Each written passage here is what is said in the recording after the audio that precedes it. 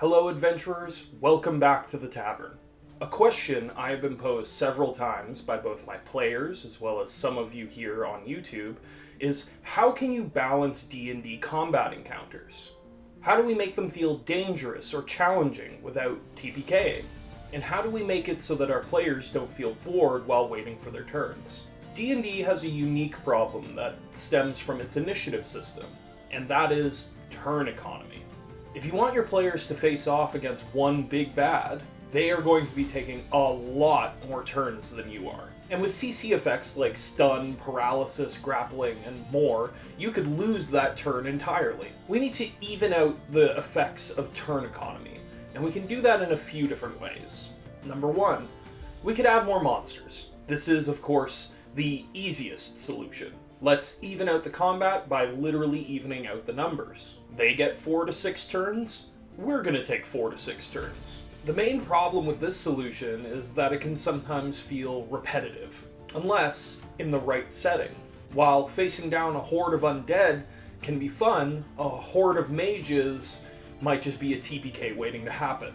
So how do we use this strategy without violating the rule? Variety. When we put our BBEG, or Big Bad Evil Guy, on the table, they are accompanied by 1 or 2 henchmen. They don't have to literally be henchmen unless you want them to be, but they should be a couple of medium threats to go along with your big threat, giving the party something to chew on while you monologue. Here's an example. In my latest campaign, my players were investigating a source of blight on the land, high in the mountains to the north. The source was a demonic portal that had been opened in an ancient ruin. The minor demon lord that had taken up residence had several smaller demons that could do their bidding, and the party encountered these demons on the way to the source, draining their resources before the big fight. You can also use this strategy mid-fight if you want to. Your vampire lord dying too quickly to the monk fighter combo? Have them fly up into the air on bat wings and summon 1d4 plus 2 vampire spawns from the surrounding dungeon. Use this particular tip sparingly, but in the right context it can almost feel like a phase transition for your big boss, adapting to your party strategy of surround him and punch.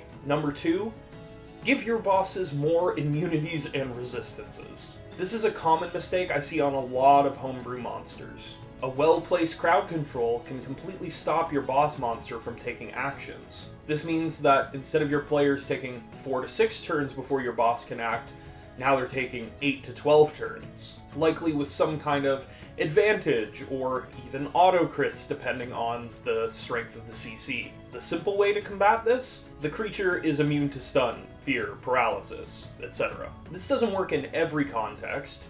It doesn't make much sense for a regular wizard to be immune to a whole host of things without having, say, a magic item, but it's important to take these things into consideration. A cool way to implement this when your characters are at lower levels fighting, say, goblins, is maybe your little goblins are immune to fear while within 60 feet of their boss goblin. There are no rules you can't change, especially monster stat blocks. Don't always just plop a monster down and run it as written. Think about what tools your players have at their disposal, and lightly counter some things to further complicate the battle. The other way to combat these things without making them outright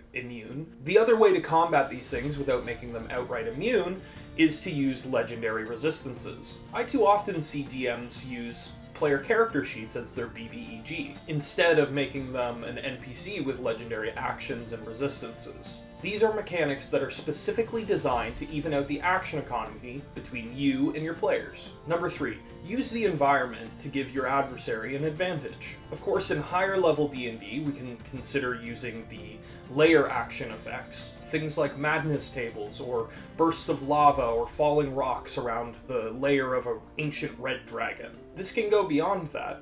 To make the goblin cave more dynamic, maybe the goblins have set a trap where they can trigger a giant rolling boulder to roll down part of the dungeon, giving the players something else to concern themselves over while fighting the easily dispatched goblins. Traps, water features, machinery, anything that can be worked into the combat that is outside the regular initiative count can really break up the monotony and give the player something to do outside of their turn. You would be surprised how often you start seeing your players wanting to climb on, interact with, push over, or simply ask about the environment and the surrounding objects within it. Let's give an example of how I've used some of these strategies recently. My players were getting into the high level category, and I was finding it difficult to challenge them in combat. But I knew I wanted to include an orc chieftain as one of the antagonists that they were going to have to fight. So, one war chief versus 6 demigod level heroes? How can we balance this out? Well, first, let's make it so the casters can't get a comfortable distance between them and the boss. Given how I wrote this group to be a nomadic warrior society, the chieftain will challenge the party to combat in an arena.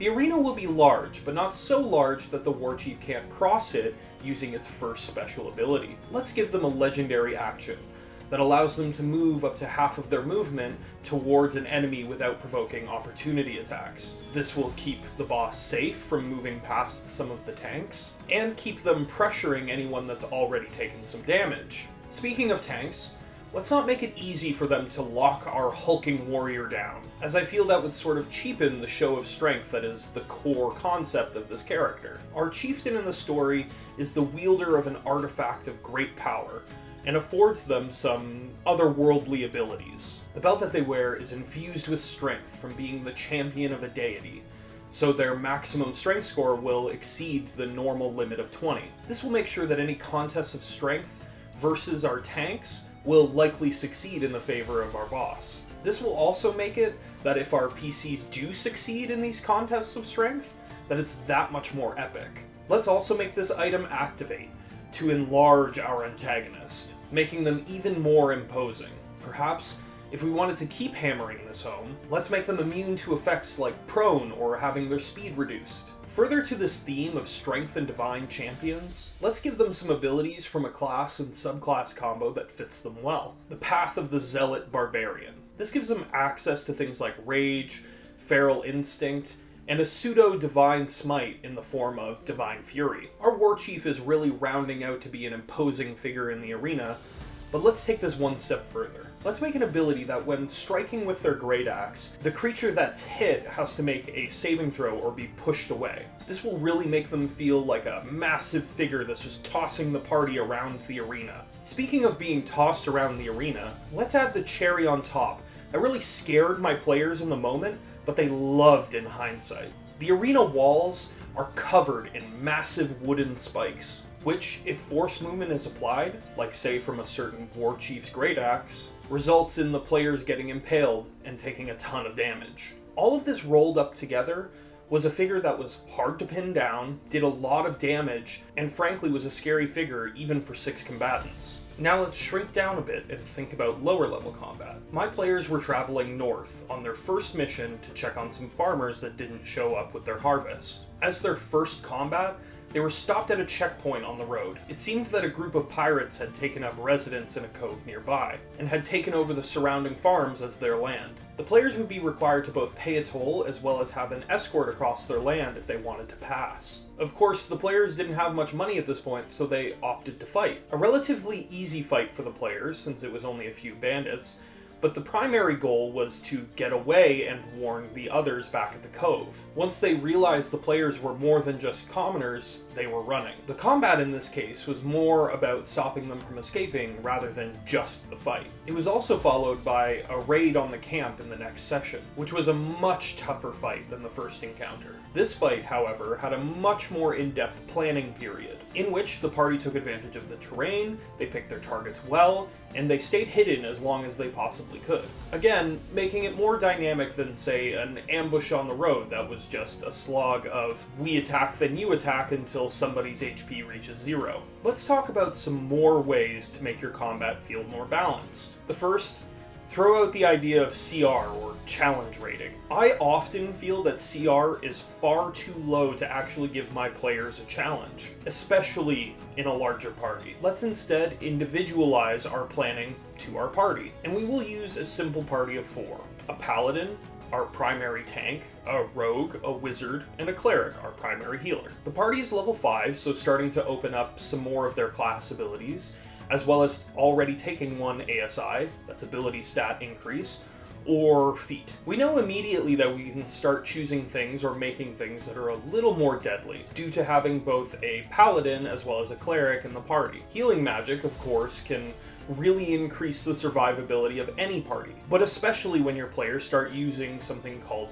yo-yoing. This is when your healers focus on only really healing players when they've already fallen unconscious. This is instead of trying to heal for large amounts to keep their health pool high. The result is using minimal resources to give each player another turn in combat before it comes up. What this might end up looking like is your paladin goes down from tanking all the damage, but your cleric goes before their next turn in combat. So they're still able to attack with their main action and then use Healing Word as a bonus action, giving them like 7 hit points or something. Just enough to get back into the fight, take their 2 actions, and maybe go down again in the next one. You can, of course, home rule this out pretty easily by making death saving throws only reset on a short or long rest.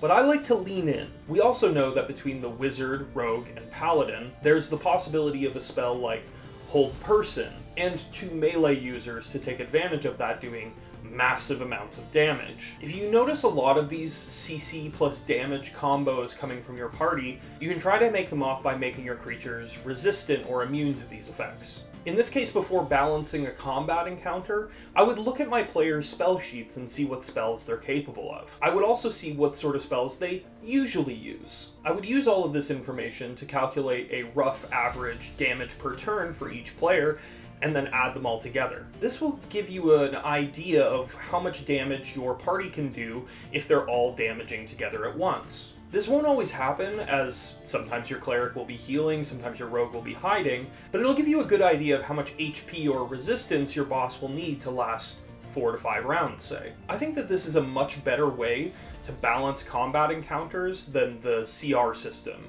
which I think is pretty arbitrary. I see too many DMs not thinking about what their party is capable, or even what spells they've taken in the last level up. Not only can this teach you how to challenge or counter your party, but also to let them shine. For example, if one of your players is a Fey trickster, give them targets to charm or confuse, but also give them a boss that can see through their tricks, so they'll have to think outside of the box sometimes. This give and take is what makes combat enthralling. Will this be mortal peril? Or will I be able to charm everyone before they can even draw their weapons? Finally, let's talk about some resources that you can use while learning to balance combat for your party. There are many options out there, and some free ones, but I'd like to highlight some small creators and Kickstarters that have great products. Recent Kickstarter, Plug and Play Encounters Collection by Belazan Games, has made a collection of pre-made battles and encounters that include stat blocks, maps, and scalable to party level. Many of the maps are made by the amazing team at Cheviku,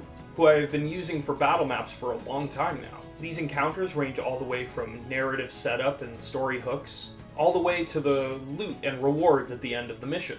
I would highly recommend backing the Kickstarter, starting in October. Next, something a little different. Encounters at a Glance Into the Wild is a Kickstarter focused on encounters while traveling, made by Nathan Horn in collaboration with Archvillain Games and Game Master Worlds. The idea is giving travel as much importance as the destination. 101 encounters based on different biomes, weather, and special navigator dice. These are also designed to increase party chemistry on the way to their major quest objectives, with things like small roleplay events instead of just combat. Finally, let's talk about some official content. While there aren't really any rulebooks that are collections of individual encounters, there are several with short story-like concepts that can be dropped into any setting. Some of these books include Tales from the Yawning Portal, Journeys Through the Radiant Citadel, Ghosts of Saltmarsh, and more. While I can't recommend buying these books like I can supporting independent creators, I would be remiss if I didn't at least tell you that these exist.